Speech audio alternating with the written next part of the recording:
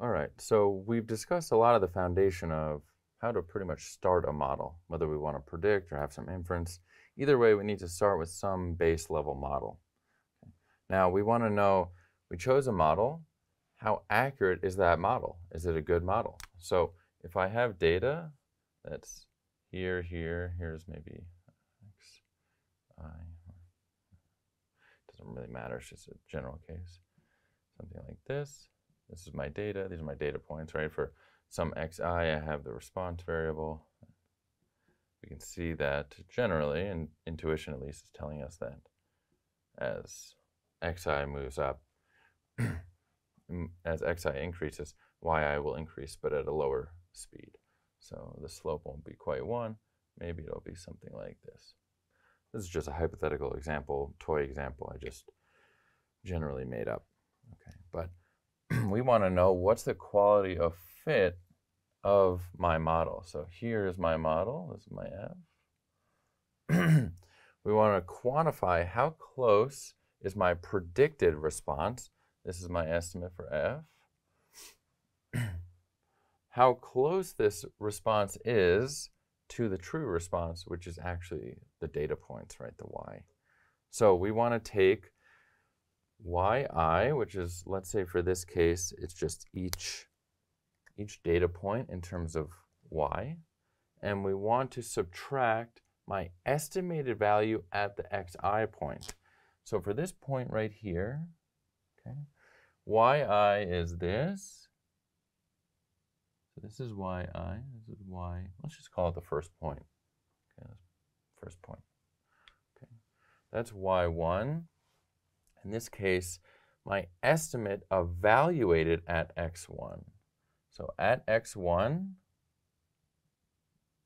this is x1, but I want to see where at x1 it hits my estimated function. So this is actually f hat of x1 right here. Okay.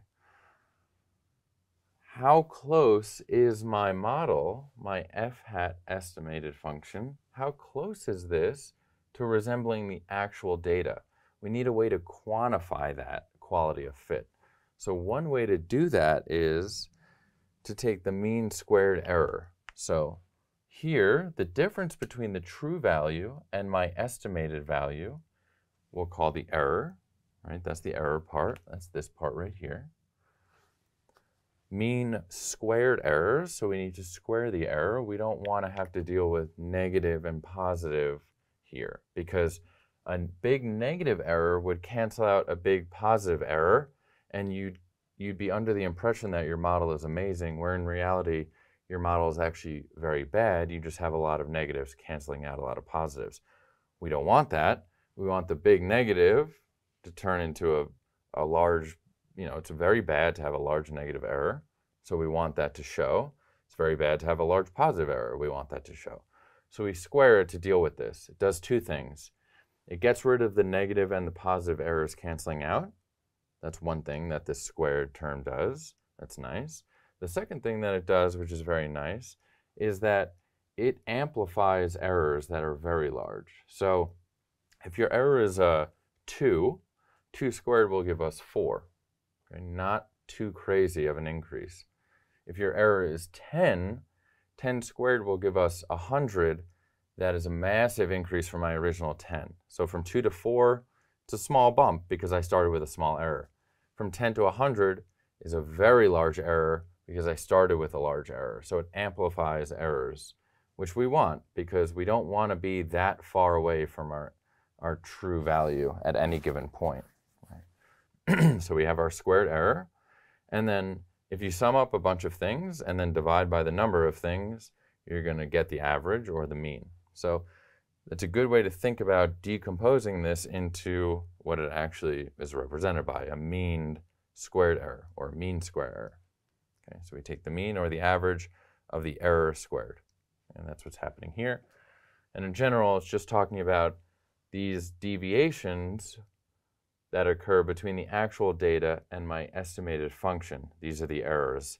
And we want to find, when we square these errors and take the average of them, we of course want the smallest mean squared error. That means that if our mean squared error is the smallest, that means that these deviations between the real values and our estimated values were very small. And that's what we want, right? We want an estimated function that's very close to the data.